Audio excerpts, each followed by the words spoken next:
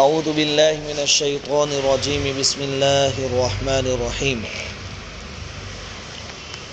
قال ربنا الذي اعطى كل شيء خلقه ثم هدى صدق اللہ العظیم۔ بزرگوں اور پیارے بھائیوں، اللہ رب العزت کا بڑا کرم، بڑا احسان اور بڑی مہربانی ہے کہ اللہ تعالیٰ نے ہم سب کو ایمان کی دولت سے نوازا ہے۔ پھر مزید کرم اللہ رب العزت کا یہ بھی ہوا کہ دین کی نسبت پر قائم ہونے والی اس مجلس میں بیٹھنے کی اللہ تعالیٰ نے ہمیں توفیق عطا فرمائی۔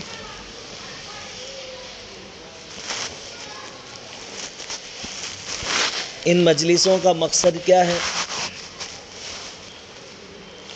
کہ انسان کو جس مقصد کے لیے اس دنیا میں بھیجا گیا ہے اس مقصد کی یاد دہانی۔ قرآن پاک میں سے سورہ طٰہٰ کی ایک آیت کریمہ میں نے آپ کے سامنے تلاوت کی۔ اس آیت کا بیک گراؤنڈ یہ ہے، پس منظر یہ ہے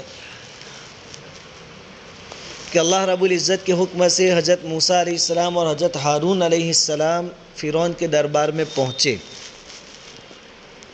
اور فرعون کو دین کی دعوت دی۔ چونکہ فرعون کا خود کا خدائی کا دعویٰ تھا کہ میں رب ہوں، اس کے سامنے اللہ کے رب ہونے کی دعوت دی۔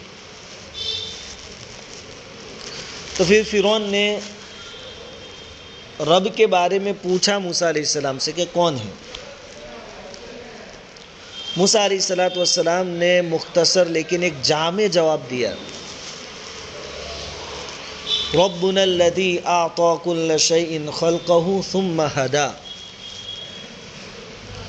ہمارا رب وہ ہے جس نے ہر مخلوق کو اس کے مناسب صورت عطا فرمائی اور اس کی بناوٹ کے مناسب کام سکھائے۔ ثم ہدا، کس کو کیا کرنا ہے وہ بھی اللہ رب العزت نے سکھایا۔ سورج اللہ رب العزت کی ایک مخلوق ہے۔ سورج کو اپنا کام معلوم ہے، اپنی ڈیوٹی معلوم ہے کہ مجھے کیا کرنا ہے۔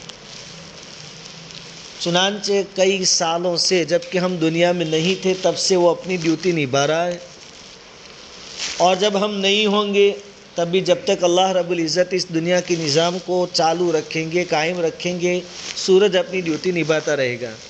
یہ اس کو اپنی ذمہ داری کا احساس کس نے دلایا؟ اللہ رب العزت۔ سمندر، اس کو اپنی ذمہ داری کا احساس اللہ رب العزت نے دلایا۔ اپنا کام اللہ تعالیٰ نے اس کو سکھایا کہ لوگوں کی پانی کی ضروریات کو پورا کرنا ہے۔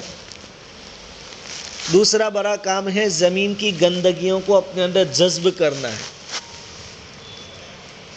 روزانہ کتنی بڑی مقدار میں گندگیاں، گیس، کیمیکل، ویسٹیج چیزیں سب سمندر میں ڈالی جاتی ہے۔ سمندر اس کو، ان ناپاک اور گندی چیزوں کو اپنے اندر جذب کر لیتا ہے۔ وقت آنے پر سمندر کے پانی سے بھاپ اٹھتی ہے اور اس سے پھر بادل بنتا ہے، اور اس میں سے اللہ رب العزت اپنی رحمت یعنی بارش نازل فرماتے ہیں۔ تو سمندر کو اس کا کام اللہ رب العزت نے سکھایا، وہ کئی سالوں سے اپنا یہ کام کر رہا ہے اور کرتا رہے گا۔ اللہ تعالیٰ نے کچھ جانور ایسے بنائے جو جاندار کو ہی کھاتے ہیں، مردار نہیں کھاتے۔ شیر ہے، باز پرندہ ہے، یہ جاندار کو کھائیں گے، مردار نہیں کھائیں گے۔ اور کچھ پرندے ایسے بنائے جو مردار کھاتے ہیں، چیل ہے، کوا ہے، مردار کھاتے ہیں۔ کچھ جانور اور جاندار ایسے بنائے جو گھاس وغیرہ بھی کھا لیتے ہیں اور اپنے سے چھوٹی مخلوق کو بھی کھا جاتے ہیں، کیڑے مکوڑوں کو کھا جاتے ہیں، مرغی ہے وغیرہ۔ انسان جب پیدا ہوتا ہے بالکل چھوٹا ہوتا ہے، جبکہ اس کے اندر سوجھ بوجھ نہیں ہوتی ہے، اس وقت کا اس کا کام بھی اللہ رب العزت نے اس کو سکھا دیا ہے۔ اس کی ضرورت ہے بھوک لگے تو پیٹ بھرنے کی، اب یہ بول نہیں سکتا، لیکن رونا اس کو آتا ہے۔ اس چھوٹے سے بچے کو جس کو کچھ بھی معلوم نہیں، کس نے سکھایا کہ تکلیف ہو، درد ہو، بے چینی ہو یا بھوک لگی ہو تو آپ کو رونا ہے؟ اللہ رب العزت، ربنا الذی اعطى كل شيء خلقه ثم هدى، ہر ایک کو اپنا کام بھی اللہ تعالیٰ نے سکھا دیا، سمجھا دیا، اور اسی چھوٹے بچے کے ساتھ آپ پیار محبت کے ساتھ کھیل رہے ہیں تو اپنے جذبات کا اظہار کرے گا مسکرا کر۔ جب آپ ماں باپ یا کوئی بھی چھوٹے بچوں سے لاڑ پیار کرے گا تو بچہ مسکراتا ہے۔ یہ مسکرانے کی ٹیکنیک کس نے سکھائی؟ کہ کوئی آپ کے ساتھ اچھا سلوک کرے تو آپ کو مسکرانا ہے؟ اللہ رب العزت۔ غرض ہر چیز کا سسٹم اللہ رب العزت نے شروع سے فٹ کیا ہے اور یہ دنیا اسی سسٹم پر چل رہی ہے۔ جب ہر چیز کو کیا کرنا ہے، کیسے کرنا ہے اللہ رب العزت نے سکھایا تو انسان سے تو بہت بڑا کام لینا تھا اللہ رب العزت کو۔ انی جاعل فی الارض خلیفہ، خلافت کا کام، تو ایسا کیسے ہو سکتا ہے کہ اللہ تعالیٰ اس کو زندگی کیسے گزارنی ہے وہ نہ سکھائے؟ بلکہ انسان دوسروں کے مقابلے میں زیادہ محتاج ہے اس بات کا کہ اس کو طریقے سکھائے جائے کہ تجھے زندگی کیسے گزارنی ہے۔ کیونکہ دوسرے جو جانور اور جاندار ہیں وہ اگر نقصان پہنچانے پر آ جائے تو اتنا بڑا نقصان نہیں پہنچا سکتے جتنا انسان پہنچا سکتا ہے۔ شیر جو ہے وہ ایک وقت میں ایک ہی شکار کرتا ہے۔ اب دیکھیے ویڈیوز وغیرہ آپ دیکھیں گے، ایک بہت بڑا ٹولہ ہوگا، جماعت ہوگی جانوروں کی، لیکن شیر اس میں سے 10-12 کا شکار نہیں کرے گا، ایک کو ہی ٹارگٹ کرے گا بس۔ تو ایک وقت میں شیر ایک ہی کو نقصان پہنچا سکتا ہے۔ سانپ ایک مرتبہ کسی کو کاٹے گا تو ایک ہی آدمی کو تکلیف ہوگی، ایک کو کاٹنے کی وجہ سے 10-15 کو تکلیف نہیں ہوگی۔ یعنی ان کا جو نقصان ہے وہ ایک وقت میں ایک ہی نقصان ہے۔ ان کو بھی اللہ نے ان کا راستہ بتا دیا، اور انسان تو اتنا خطرناک ہے کہ ایک سیچ دبا دے تو لاکھوں لوگوں کو موت کے گھاٹ اتار دے۔ یہ تو ان سے زیادہ خطرناک ہے، تو اس کے منہ میں لگام ڈالنا اور زیادہ ضروری۔ ایٹم بم گرا دیا، ہزاروں لاکھوں لوگوں کی جان لے لی ایک منٹ میں، ایک ہی وقت میں، تو جانوروں سے زیادہ خطرناک ہوا۔ تو اس کو لگام دینا، اس کو کنٹرول کرنا، اس کی گائیڈ لائن بہت ضروری ہے۔ اللہ رب العزت نے اس کا بہترین انتظام فرمایا۔ سوال یہ ہے کہ راستہ دکھائے گا کون؟ ایک سیدھی سی مثال ہے کہ آپ کوئی کارخانہ شروع کر رہے ہیں، آپ نے کوئی مشینری خریدی کسی کمپنی کے پاس۔ اب اس مشینری کو کیسے استعمال کرنا ہے، کیسے چلانا ہے، کون بتائے گا؟ وہی کمپنی بتائے گی آپ کو، بنانے والے ہی تو بتائیں گے کہ آپ کو کیسے چلانا ہے۔ تو آپ کو ایک چھوٹی سی بک دیں گے کہ آپ کیسے یوز کریں، اور ساتھ میں اپنا ایک انجینئر بھی بھیجیں گے آپ کے ساتھ، تاکہ وہ انجینئر پریکٹیکلی طور پر، عملی طور پر تم کو وہ مشینری یوز کر کے بتائے۔ بس یہی طریقہ اللہ رب العزت کا ہے کہ اللہ تعالیٰ نے مانو کہ یہ سب مشینیں بنائی، یعنی انسان بنائے، انسانوں کو کیسے کام کرنا ہے وہ بتانے کے لیے بک دی، یعنی قرآن پاک دیا، کتاب دی، اور پریکٹیکلی طور پر کر کے دکھانے کے واسطے نبیوں کو ساتھ میں بھیجا، انجینئر بھی ساتھ میں اللہ رب العزت نے بھیجا، اور بہترین انجینئر۔ تو جو انسان اس بک کی گائیڈ لائن کے حساب سے چلے گا اور انجینئر کے بتائے ہوئے طریقے کے مطابق چلے گا، وہ کبھی نقصان اور خسارے میں نہیں ہوگا۔ اور جو انسان اپنی منمانی سے چلے گا اور انجینئر کی بات نہیں مانے گا تو وہ انسان سراسر نقصان ہی نقصان اٹھائے گا۔ اللہ رب العزت نے 2 سلسلے چلائے ہیں، کتاب اللہ یعنی اللہ کی کتابیں، اور رجال اللہ یعنی اپنے بندے یعنی نبی، جو عملی طور پر کام کر کے دکھا جاتے ہیں۔ پھر بڑا احسان اللہ پاک کا یہ کہ نبی بھی انسانوں میں سے بھیجے، مشرکین مکہ اور کفار مکہ کو یہ بات ہی سمجھ میں نہیں آتی تھی کہ ایک انسان کیسے نبی ہو سکتا ہے،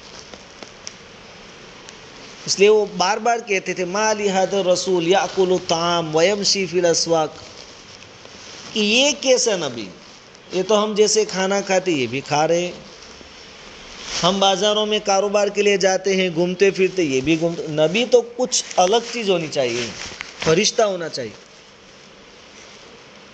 اللہ رب العزت نے اس بات کا جواب دیا کہ اگر ہم فرشتے بھیجتے تو فرشتوں کو تو کوئی ضرورتیں لگی نہیں ہیں، نہ ان کو کھانے کی ضرورت، تو وہ بازار نہیں جاتے تجارت کے لیے، تو تجارت کے مسئلے آپ کو کون بتاتا، کیسے بتاتا؟ ان کو بیوی بچوں کی کوئی ضرورت نہیں، تو شادی بیاہ کے مسئلے مسائل طریقے کون بتاتا تم؟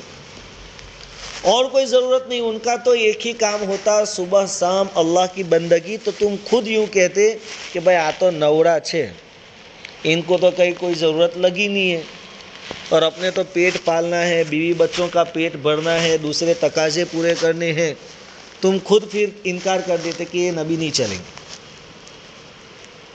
اس لیے اللہ کا بڑا کرم بڑا احسان کہ اللہ تعالیٰ نے نبی بھی انسانوں میں سے بھیجے جو ہماری طرح انسان تھے، ان کو بھی ہماری طرح ضرورتیں پیش آتی تھیں، جیسے ہمیں تکلیف ہوتی ہے ان کو بھی تکلیف ہوتی تھی، بلکہ نبیوں کو عام انسانوں کے مقابلے میں زیادہ تکلیفیں پیش آئی۔ تو سیدھا طریقہ سیدھا حساب یہی ہے کہ جو کوئی کتاب کو مان کر چلے گا، یعنی قرآن کے احکام کے مطابق زندگی گزارے گا، نبی کی بات کو مان کر چلے گا، وہ کبھی نقصان اور خسارے میں نہیں ہوگا۔ اور نبی کا طریقہ، نبی کا کام، نبی کی تعلیم کیا ہے؟ ہر چیز میں آخرت کا دھیان۔ ایھا الناس قولوا لا الہ الا اللہ دخلوا الجنہ، ہر چیز میں آخرت کو سامنے رکھ کر کام کرنا، یہ نبی کا طریقہ ہے۔ آپ کھانا بھی کھائیں، اپنی ضرورت پوری کر رہے ہیں، لیکن نبی کے بتائے ہوئے طریقے کے مطابق کھائیں۔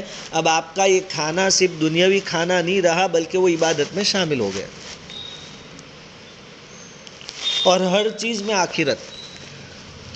نبی کریم صلی اللہ علیہ وسلم نے صحابہ کرام کو خوشخبریاں سنائی تھی، بشارتیں سنائی تھی کہ شام فتح ہوگا، یہ فتح ہوگا، وہ فتح ہوگا، لیکن یہ مقصود نہیں بنایا کہ ہم اب جنگ کریں گے فتح کرنے کے لیے، مقصود یہ نہیں تھا۔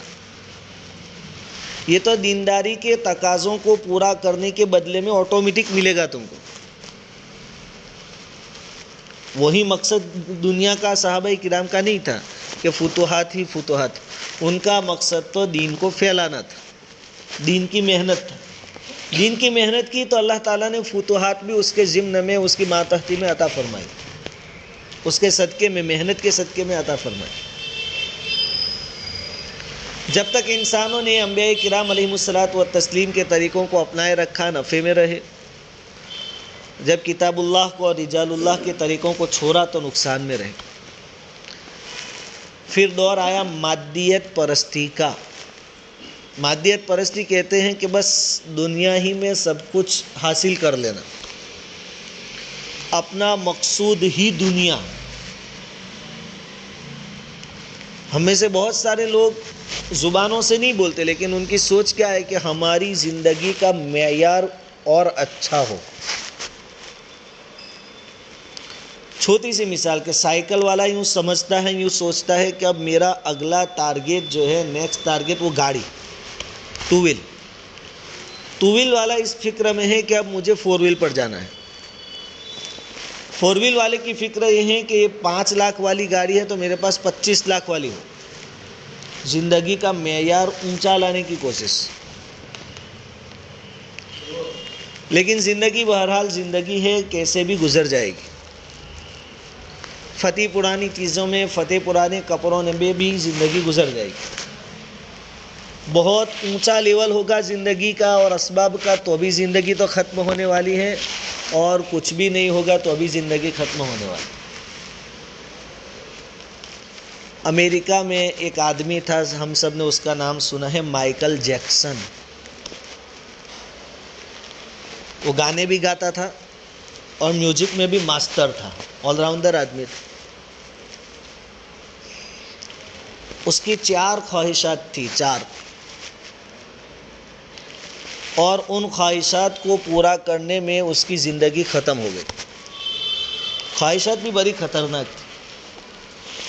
پہلی خواہش اس کی یہ تھی کہ اس کا رنگ کالا تھا، اس کو خود کو خوبصورت بنانا تھا، گھوڑا بنانا تھا۔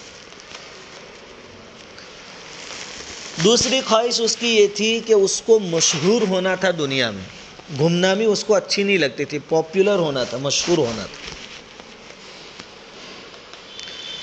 تیسری خواہش اس کی یہ تھی کہ اپنا جو ماضی ہے یعنی گزرا ہوا زمانہ، پاسٹ، اس سے پیچھا چھڑوانا تھا، کیونکہ آدمی جب بڑا بن جاتا ہے، مشہور ہو جاتا ہے، اور پیچھے کی زندگی کے پنے جب اس کے پلٹے جاتے ہیں کہ یہ تو پہلے ایسا تھا، اس کی تو ایسی بری عادتیں تھیں، تو آدمی کو شرمندگی محسوس ہوتی ہے۔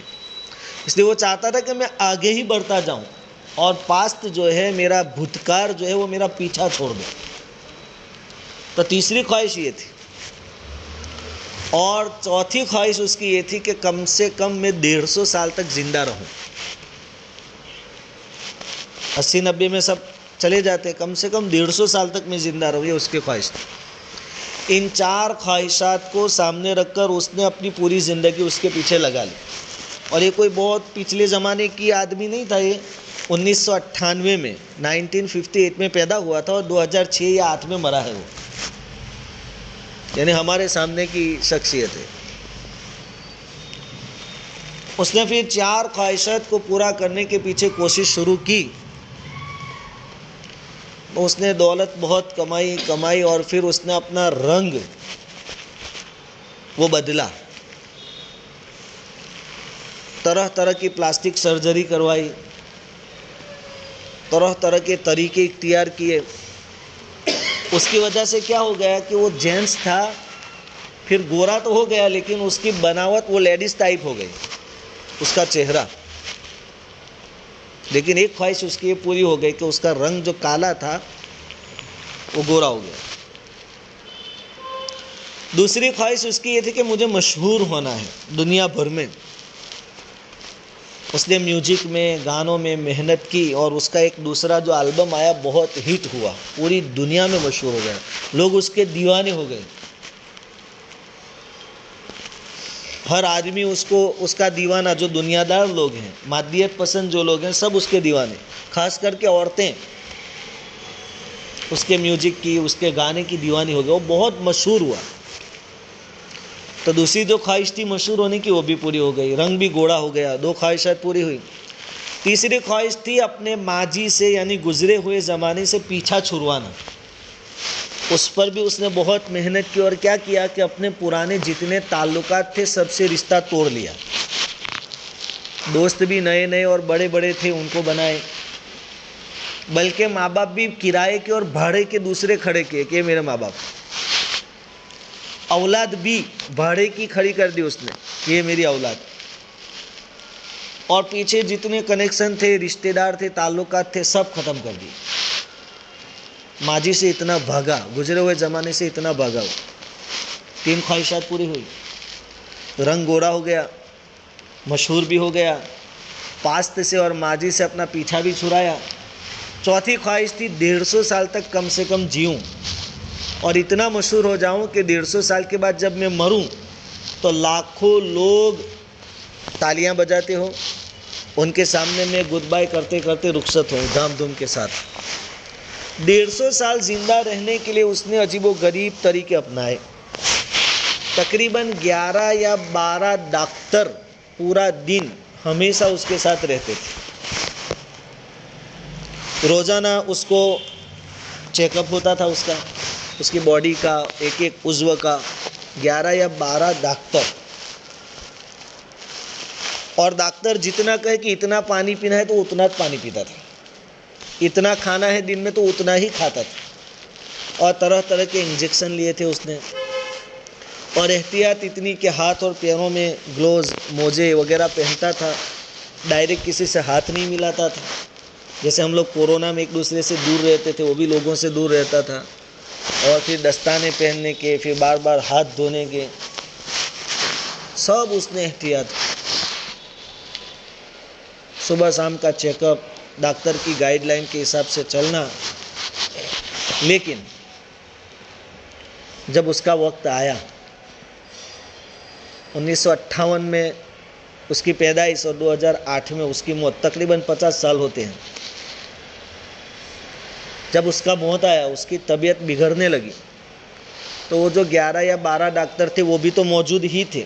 ہر ایک نے کوشش کی اور امریکہ بھر سے مشہور ڈاکٹروں کو بلایا گیا. سب نے انتھک کوشش کی، ایڑی چوٹی کا زور لگایا اس کو بچانے کے لیے، لیکن اس کو گھبراہٹ ہوئی اور ہارٹ اٹیک آیا اور وہ مر گیا. جب اس کے جسم کو دیکھا گیا، باڈی کو دیکھا گیا تو اتنے انجیکشن لگائے گئے تھے کہ اس کا جسم چھلنی ہو گیا تھا انجیکشنوں سے. سوراخ مائیکل جیکسن. اب اس نے زندگی کا معیار کتنا بھی بلند کر دیا، کتنا بھی مشہور ہو گیا، پانی کی طرف پیسے بہائے اور ڈاکٹر نے، انجینئر نے سب جمع کر دیے، لیکن پھر بھی 50 سال میں اس کی زندگی ختم ہو گئی. تو زندگی کا معیار چاہے آدمی کتنا اونچا لے جانا چاہے، لیکن یہ زندگی ایک دن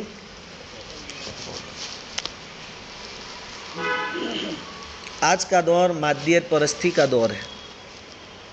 دنیا میں جو جنگیں ہو رہی ہیں، لڑائیاں ہو رہی ہیں، جس میں لاکھوں لوگوں کو جو کہ بے قصور ہوتے ہیں، خاص کر کے بچے، بوڑھے، بیمار، عورتیں، ان کی جانیں جا رہی ہیں. اب یہ لڑائیوں میں جانیں جا رہی ہے، اس میں کسی کا کوئی فائدہ ہے؟ جتنی زیادہ جنگیں ہوگی، لڑائیاں ہوگی، اتنے زیادہ ہتھیار بکیں گے. اور ہتھیار بناتی کون ہے؟ چند پرائیویٹ کمپنیاں بناتی ہیں. ان کمپنیوں کے ساتھ ڈیل کون کرتی ہے؟ سرکاریں کرتی ہیں. سرکار پیسے دیتی ہے ان کو بنانے کے لیے، اور یہ پیسے کس کے ہوتے ہیں؟ لوگوں کے ہوتے ہیں. مرتے بھی لوگ ہیں اور انہی کے پیسوں سے ہتھیار خریدے جاتے ہیں. اب دنیا میں بے قصور اتنے سارے لاکھوں لوگوں کو مارا جا رہا ہے. ابھی یہ سب کمپنیاں والے اور سب سرکاریں اور حکومتیں جمع ہو کر یہ طے کر لے کہ اب کوئی ایسے خطرناک ہتھیار نہیں بنائے گا تو لڑائیاں ختم ہو جائیں.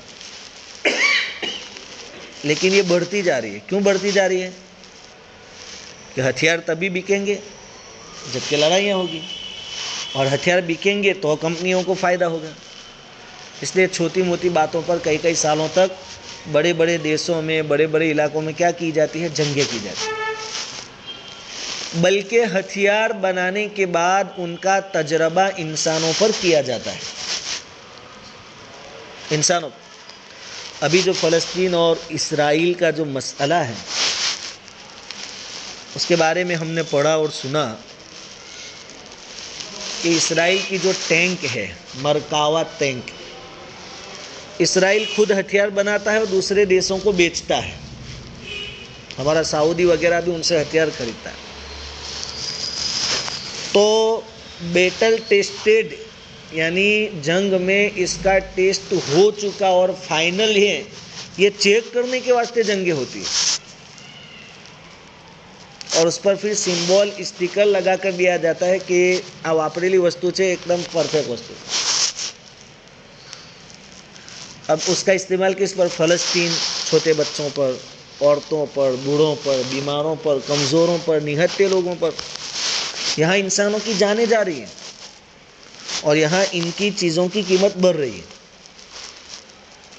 اور گارنٹی میں کیا کہا جاتا ہے کہ بھائی جنگ میں ہم نے اس کو آزمایا ہے. یہ ہے مادیت پرستی، کہ سامنے والوں کی جان جاوے تو جاوے، مظلوموں پر ظلم ہوئے تو ہوئے، لیکن ہمارا مال بک رہا ہے بس. یہ ہے مادیت پرستی. اگر انسان کے اندر ایمان کی چنگاری ہو، ایمان ہو، آخرت کی فکر ہو، تو پھر کوئی آدمی ایسا ٹیسٹ گوارا نہیں کرے کہ کسی نہتے اور کمزور لوگوں پر گولی بار کر کے اس کو چیک کیا جائے، بارود چیک کیا جائے، بم گرا کر اس کو چیک کیا جائے. کوئی چیک کرنے کی چیز. لیکن ان کے سامنے دنیا ہی دنیا ہے، آخرت ہے ہی نہیں. آخرت پر ان کا یقین نہیں ہے. ڈاکٹر ہے آدمی، डॉक्टर का असल काम तो है समाज की सेवा, बीमारों के साथ हमदर्दी, लोगों की उलझनों को सुलझाना, ये उनका काम। लेकिन हमने देखा कोरोना के ज़माने में कि उन्हीं डॉक्टरों ने बहुत सारे, जिनका आखिरत पर कोई ईमान नहीं है, जिनके नज़दीक दुनिया ही सब कुछ है, एक एक इंजेक्शन 1-1 लाख रुपए का भी बेचा है। हमारे शहर में भी 70-70 हज़ार के खरीदे गए हैं इंजेक्शन, एक 40-40 हज़ार के, हालांकि उसकी कीमत 4-5 हज़ार रुपये की। ये क्या है? ये मादियत परस्ती कि सामने वाला कितना भी मजबूर हो, वो जाने, उसका काम जाने, हमारा काम बनना चाहिए, हमें पैसे मिलने चाहिए। ये है मादियत परस्ती। अगर आदमी में ईमान हो तो उसका ईमान तो ये तकाजा करेगा कि मैं अपना नुकसान बर्दाश्त कर लूँ लेकिन सामने वाले को फायदा। वही सहाबाई किराम जिनके बारे में हम जानते हैं, सुनते हैं कि लड़ाई के मैदान में, लड़ाई के बाद ज़ख्मी है, पानी का तकाजा है, उनमें और हम में कितना फ़र्क है। उनके सामने आखिरत थी, हमारे सामने दुनिया है। आखिरी वक्त उनको मालूम है कि मैं मर जाऊंगा, पानी पीना है, पानी लेकर आ रहे हैं, पड़ोस में एक और ज़ख्मी पड़े हैं, उन्होंने भी पानी मांगा, तो ये पहले वाले ज़ख्मी क्या कह रहे हैं? उनको पानी दे। और यहाँ 4,000 का इंजेक्शन हम 40,000 में बेचते हैं। ये है मादियत परस्ती, ये है दुनिया परस्ती। दूसरे के पास जाते हैं, उतने में तीसरा जख्मी जो था, तीसरे सहाबी रजी अल्लाह तआला अन्हु, वो पानी मांगते, वो कहते हैं उनको दे दो, मेरी फिक्र मत। वहाँ पहुँचे तो उनका इंतकाल हो गया। पहले दूसरे के पास आए, उनका भी इंतकाल, और पहले के पास आए, एक वो दुनिया थी सहाबाई किराम। हुजूर सल्लल्लाहु अलैहि वसल्लम मेहमानों को सहाबाई किराम के हवाले कर देते कि आज ये तुम्हारे घर पे मेहमान रहेंगे, ले जाओ। घर में कुछ होता नहीं था, या होता भी तो कितना कि बीवी, शौहर और बच्चे खा सके उतना होता। अब मेहमान अगर अंदर दाखिल हो गया और वो खाने बैठ गया तो खाना कम पड़ेगा। तो ये सहाबा अपनी औरतों से कहते थे कि जब हम खाना शुरू करें तो चिराग दुरुस्त करने के बहाने से उसको बुझा देना, और हम साथ में बैठेंगे, खाएंगे, लेकिन खाने की एक्टिंग करेंगे, सिर्फ खाएंगे नहीं, ताकि हमारा मेहमान पेट भरकर, क्योंकि उनके सामने आखिरत थी, उनको मालूम था कि इससे हमारी आखिरत संवर रही। और हम हो तो बदा पछी खाजो, पहलो मशवरा है, इज्तिमा है, तो पड़ा पड़ी होती है ना, पहली लाइन में, पहली जल में खाने के लिए पड़ा पड़ी होती कि नहीं होती। और पता चल जाए कि खाना कम पड़े ऐसा है तो फिर कूद के भी चढ़ जाए पहली लाइन में बैठने के लिए कहीं से भी। ये है मादियत परस्ती, है दुनिया परस्ती, खुदगर्जी, बस अपना काम होना चाहिए। दुनिया किसी भी तरह हमारे पास आनी चाहिए, चाहे उससे फिर अल्लाह राज़ी हो के नाराज़ हो, कोई मकसद नहीं, कोई मतलब नहीं। और तकरीबन आज हमारा हाल यही होता जा रहा है कि दुनिया आनी चाहिए बस। 2-5 नमाज़ें पढ़कर हम अपने आप को दीनदार समझते हैं, लेकिन हमारी ज़िंदगियों में 100% दीनदारी अभी भी नहीं। अभी जो फ़ज़ाइल गश्त हो रहे थे उसमें एक बात ये भी बताई आखिर में कि इसका मकसद ये है कि एक दीनी माहौल कायम हो, ताकि दूसरों के लिए दीन पर चलना आसान हो। लेकिन बुरा मत मानना, दीनी माहौल जुमेरात जुम्मा तक तो है, 5 नमाजों तक है, लेकिन हम में से किसी के घर पे शादी आ जाए तो वहाँ दीन 0% होता है, होता ही नहीं है दीन। अब कई सालों से तो हम ये काम कर रहे हैं, तो कब फ़ायदा कब होगा, प्रैक्टिकली अमली तौर पर कब आएगा हमारा। तो असल काम जो करने का है वो अपनी ज़िंदगियों में अमली तौर पर, प्रैक्टिकली तौर पर दीन को लाना है। मादियत परस्ती की बात हो रही है तो आज इंसान चाहता है कि मैं कुर्सी मुझे मिल जाए, हुकूमत मुझे मिल जाए, चाहे उसके लिए कितनों को भी मुझे कत्ल करना पड़े, लाशों का ढेर बनाना पड़े, पहाड़ की तरह लाशें जमा करनी पड़े तो भी कोई प्रॉब्लम नहीं, लेकिन कुर्सी मेरे पास।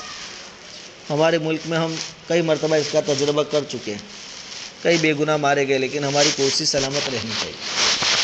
कोई भी दाव पेच करके, कोई भी आइडिया करके, बस कुर्सी। ये है मादियत परस्ती। हालांकि ये कुर्सी یہ آخرت میں وبال ہے، وبال، اس کا بڑا حساب ہوگا۔ مشکات شریف کی روایت ہے، نبی کریم صلی اللہ علیہ وسلم کا ارشاد ہے کہ کل قیامت کے دن عادل بادشاہ کو، عادل یعنی جس نے پوری زندگی انصاف سے کام لیا، اس کو جب لایا جائے گا، گڑبڑ والے کو نہیں، ظالم کی بات نہیں ہو رہی، عادل کی بات ہو رہی، اس کو لایا جائے گا اور اللہ کے سامنے کھڑا کیا جائے گا، اس وقت وہ افسوس کرے گا اور یہ کہے گا کہ کاش دو آدمیوں کے درمیان بھی میں حاکم نہ بنا ہوتا تو اچھا رہتا، دو کے بیچ میں بھی میں نے فیصلہ نہ کیا ہوتا تو اچھا ہوتا، آج حساب نہ دینا پڑتا۔ یہ عادل کا حال ہے، تو پھر ظالم کا تو کیا حال ہوگا؟ آج کرسی حاصل کرنے کے لیے لڑائی ہے۔ امام ابو حنیفہ رحمۃ اللہ علیہ نے قاضی نہ بننے کے لیے مار کھائی، حاکم وقت کی طرف سے دباؤ تھا، پریشر تھا، پھول کہ آپ چیف جسٹس بنے کوفہ کے، امام صاحب نے منع کر دیا تو آپ کو قید میں ڈال دیا گیا، کہا کہ قید گوارا ہے لیکن کرسی مجھے نہیں چاہیے۔ ان کی سوچ اور ہماری سوچ میں زمین آسمان کا فرق۔ آپ کو زہر دے دیا گیا لیکن آپ چیف جسٹس نہیں بنے تو نہیں بنے، کیونکہ ان کو معلوم تھا کہ کتنی بڑی ذمہ داری کا کام۔ تو جن کی نظروں میں، جن کی نگاہوں میں آخرت ہوتی ہے، آخرت کی جواب دہی ہوتی ہے، وہ لوگ کتاب اللہ کو فالو کرتے ہیں، رسول اللہ کو فالو کرتے ہیں، ان کے طریقوں کو معلوم کرتے ہیں اور ان کے طریقوں پر چلتے ہیں، اور جن کی نظر میں صرف دنیا ہی دنیا ہے، وہ لوگ حلال حرام جائز ناجائز کی کوئی تمیز کرتے، بڑے سے بڑا گناہ بے دریغ کر لیتے ہیں۔ جھوٹ ایک دم عام ہے ہمارے اندر، آدمی بات بات پر جھوٹ بولتا ہے، اور یہ گناہ ایسے ہیں کہ چند سالوں پہلے اس کو بڑا گناہ سمجھا جاتا تھا۔ موجودہ دور میں جھوٹ کو ایک خوبی سمجھی جاتی ہے کہ کیا ٹوپی پہنا ہے اس نے، اس کو یار ماننا پڑے، ہنر سمجھا جاتا ہے اس کو۔ یہ حرام کو ہم نے حلال کر دیا، اور خوبی ایک دوسرے کو پھر کہتے بھی کہ اس کو میں نے ایسا الو بنایا۔ حالانکہ حدیث میں تو یوں آتا ہے، حضور صلی اللہ علیہ وسلم نے فرمایا کہ مومن میں ہر برائی ہو سکتی ہے، مومن بزدل بھی ہو سکتا ہے، چوری بھی کر سکتا ہے، لیکن کبھی جھوٹ نہیں بول سکتا۔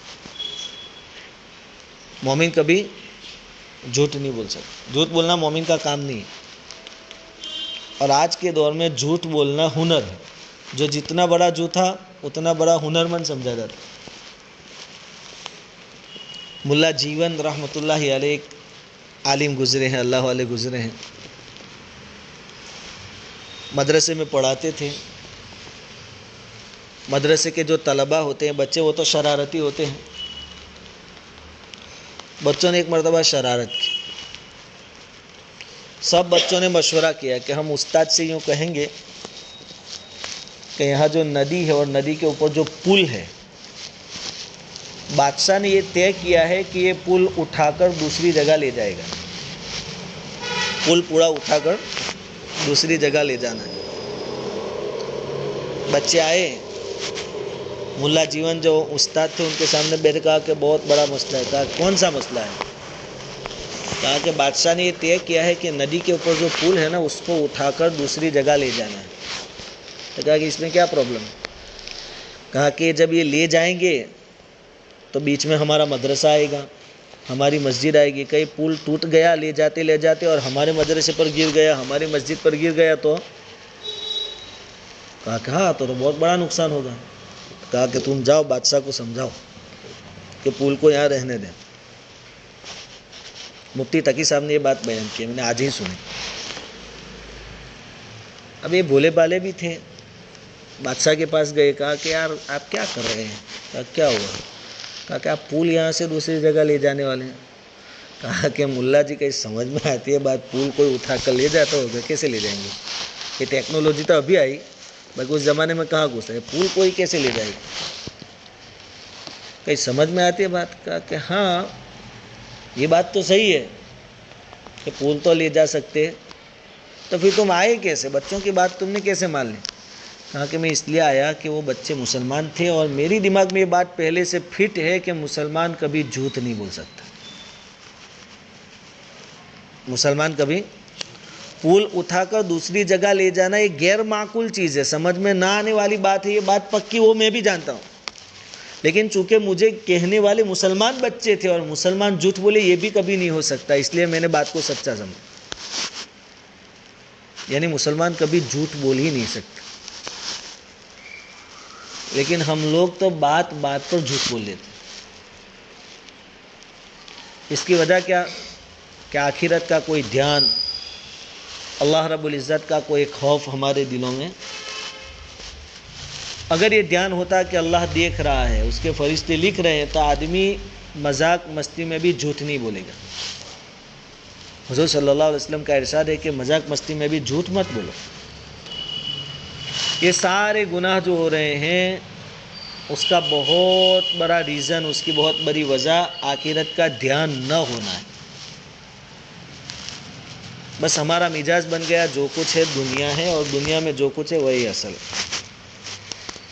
اگر دنیا میں جو کچھ ہے وہی اصل ہوتا تو نبی کریم صلی اللہ علیہ وسلم اپنے گھر والوں کے لیے دنیا مانگتے کہ اللہ میرے گھر والوں کو دنیا دے، خود کے لیے مانگتے کہ اللہ مجھے دنیا دے۔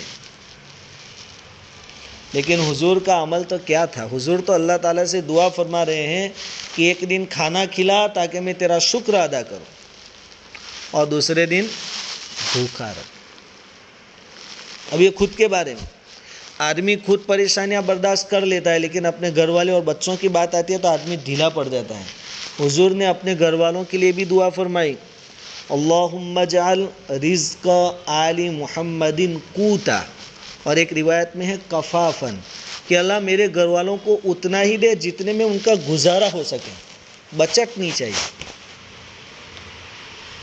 اگر یہ بچانا جمع کرنا کوئی اچھی چیزیں ہوتی، قیمتی چیزیں ہوتی، تو حضور صلی اللہ علیہ وسلم اپنے گھر والوں کے لیے ایسی دعا نہ فرمائے۔ عائشہ رضی اللہ تعالیٰ عنہ سے حضور صلی اللہ علیہ وسلم نے فرمایا تھا کہ عائشہ اگر تو جنت میں میرے ساتھ رہنا چاہتی ہے، اب دیکھو حضور پوچھ رہے ہیں، اس لیے کوئی ٹائم پاس کرنے کے لیے تو پوچھتے نہیں ہوں گے، کہیں وہ دل لگی کے لیے کہہ رہے ہیں، حقیقی بات کہہ رہے ہیں۔ اگر تو میرے ساتھ جنت میں رہنا چاہتی ہے تو 3 چیزوں کو لازم پکڑ لے۔ پہلی چیز، دنیا میں ایسی رہ جیسا کہ مسافر رہتا ہے۔ بھائی آدمی جب سفر میں ہوتا ہے تو بہت ساری سہولتیں اس کو ملتی نہیں ہے، لیکن آدمی کیا کرتا ہے؟ ایڈجسٹ کر لیتا ہے کہ بھائی تھوڑی دیر کی تو بات ہے، پھر تو اپنے گھر جائیں گے تو سب فیسلٹی مل جائے گی۔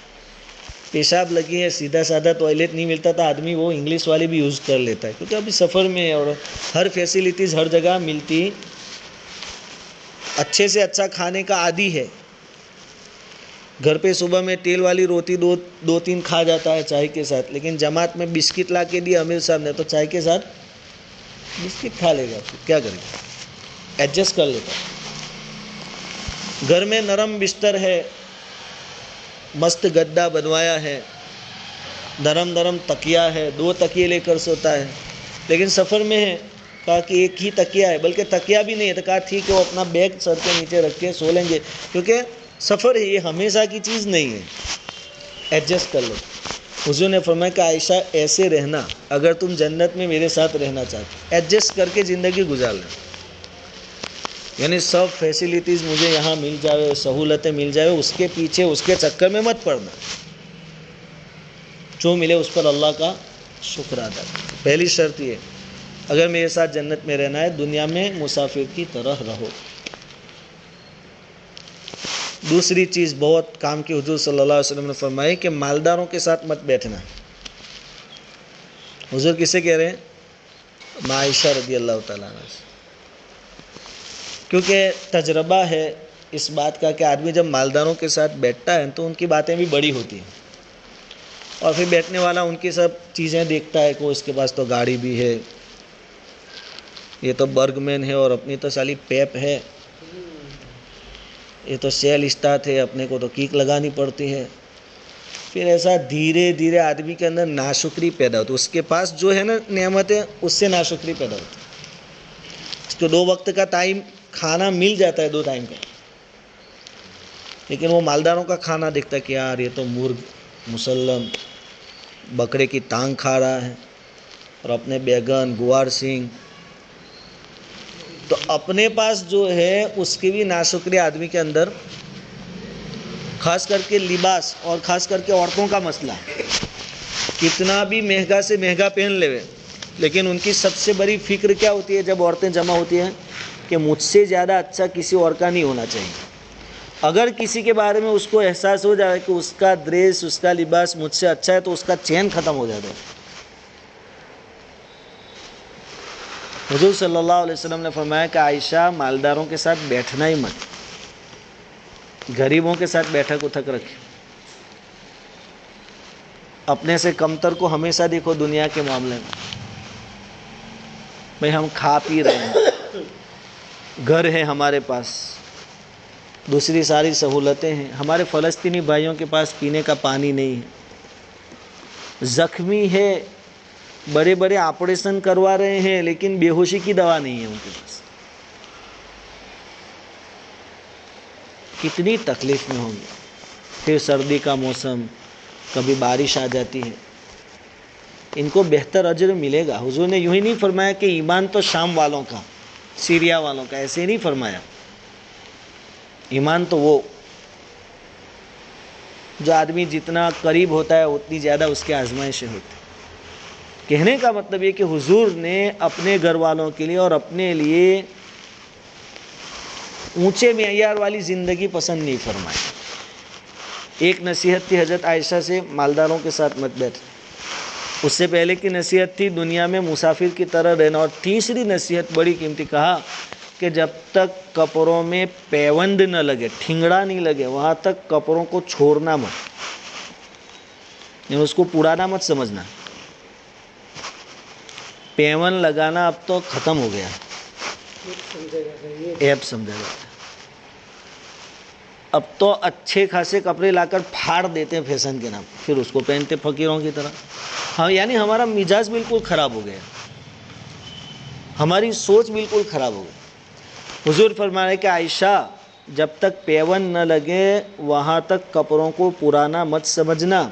اور یہ 3 باتیں کہی، اس پر ماں عائشہ رضی اللہ تعالیٰ عنہ نے عمل بھی کر کے، ایسا نہیں کہ آج تو بہت زبردست بات کہہ رہی مفتی صاحب، باقی عمل وہ تو جمعرات کا مسئلہ تھا وہ حل ہو گیا، عمل بمل کہہ رہی. ایسا نہیں. ماں عائشہ رضی اللہ تعالیٰ عنہ نے اس پر عمل.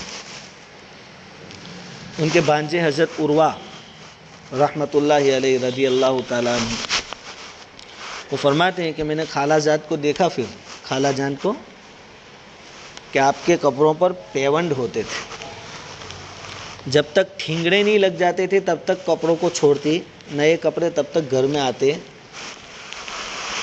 اور ایک مرتبہ کا واقعہ لکھا ہے کہ آپ کے پاس، چونکہ پھر تو حضور کے بعد تو فتوحات کا دور آیا، اور جو امیر ہوتے تھے وہ حضور کے گھر والوں کو بھی حصہ دیتے تھے غنیمت میں سے. تو تقریباً 70,000 درہم آئے تھے. 70,000 ایک ہی دن میں 70,000 درہم تقسیم کر دیے. آج کوئی 70,000 روپے، ہاں جس کے پاس کروڑوں روپے ہو وہ 1,00,000 2,00,000 خرچ کرے گا، لیکن اپنے لیے بھی تو. یہاں ماں عائشہ رضی اللہ تعالیٰ عنہ نے ایسے وقت میں خرچ کیا کہ اس کے علاوہ کچھ بھی نہیں. اور یہ عروہ فرماتے ہیں، عروہ بن زبیر، کہ میں نے دیکھا کہ جس دن 70,000 خرچ کیے اللہ کے راستے میں صدقہ کیے، اس دن خود کے کپڑوں میں پیونڈ لگا تھا. حضرت عائشہ کے کپڑوں میں اس وقت ٹھنگڑے لگے تھے. تو حضور نے کہا تھا، اور ان کا مطمع نظر، ان کا ٹارگیٹ ایک ہی تھا کہ مجھے حضور کے ساتھ جنت میں رہنا نصیب ہو جائے. اور وہ تعلیم میں ہم سنتے بھی ہیں کہ آپ کی جو خادمہ تھی، باندھی تھی، اس نے کہا کہ اتنے سارے پیسے آئے تھے اور تمہارا تو روزہ بھی تھا، تو گوشت کے لیے 2-3 درہم چھوڑ دیتی تو اپنے گوشت منگوا لیتی اور افطاری گوشت سے ہوتی. تو عائشہ نے فرمایا کہ پہلے بتا دیتی تو نکال لیتے. مجھے تو یاد ہی نہیں رہا کہ روزہ ہے نہیں افطار کے لیے اس میں سے 2-3 درہم کا گوشت. یہ ان کی زندگی. اور ایک ہم ہیں معمولی، کوئی ضرورت تو نہیں بلکہ شوق. کوئی شوق ہو گیا کہ بھائی موبائل 1,70,000 روپے والے موبائل ہمارے نوجوانوں کے پاس 1,70,000 1,80,000 روپے کے موبائل. ایک نہیں، 2-2 3 لے کے. ہاں 2-3 لے کے ہوئے. بالکل صحیح بات. 3 ڈسپلے چاہیے، بڑی ڈسپلے چاہیے، فلپ چاہیے. اب اس کے لیے پیسے کہا کہ لون لے لیتے ہیں. وہاں ضرورتوں کو چھوڑ دیتے تھے، پورا نہیں ہوتی تھی تو درگزر کر لیتے تھے اور زندگی گزار لیتے تھے. آج شوق پورا کرنے کے لیے کیسے الٹے سیدھے دھندے ہم کر رہے ہیں. ان تمام برائیوں کی جڑ مادیت پسندی، آخرت کا بھول جانا ہے. یہ جو اجتماع ہوتے ہیں اور دینی مجلسیں ہوتی ہیں، ان کا ایک ہی مقصد ہے آخرت کا دھیان دلانا کہ ہم دنیا میں یہ پڑھ کر یہ زمینوں میں جو پھنس گئے ہیں اس سے ہم باہر نکلیں. ہمارا جو مقصد ہے، ہم تو دنیا میں کن فی الدنیا کانک غریب او عابر سبیل، کوئی پردیشی کی طرح ہم تو دنیا میں ہیں. یہ ہمارا ملک اور ہمارا وطن نہیں ہے، ہمارا ٹھکانہ جنت ہے. وقتی طور پر ہم یہاں آئے ہیں.